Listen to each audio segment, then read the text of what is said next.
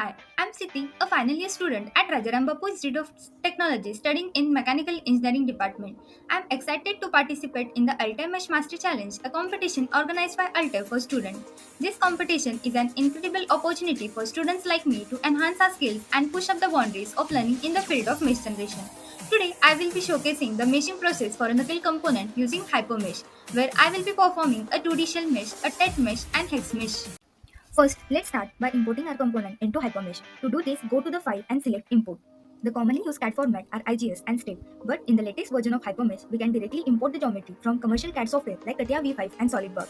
We can change color and name of the component from model browser as we are using the same component to create our mesh. We will set it to a current component.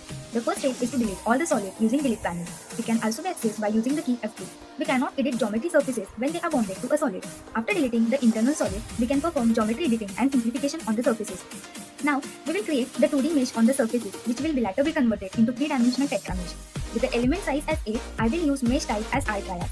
R-triads are used when we want to capture geometry feature as curves and fill it accurately.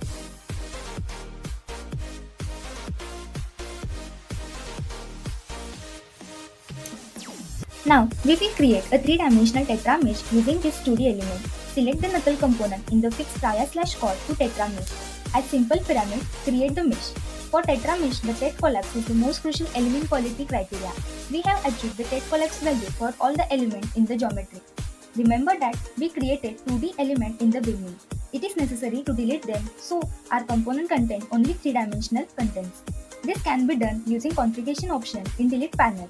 As we are created our triad element, their configuration is triad 3.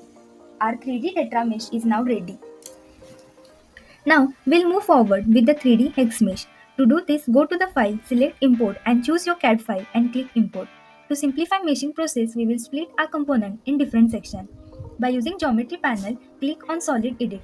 Select the solid and select lines.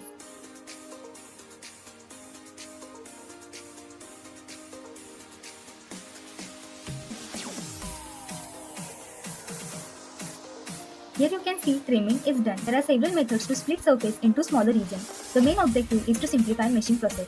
Let's create the 2D mesh on the surface. Open the linear solid tab from 3D panel. Select the 2D element to drag use by face section. Now set parallel face as destination geometry, keeping density as 10 and create a solid. Likewise, using different method of solid mapping, we have to create a hex mesh element.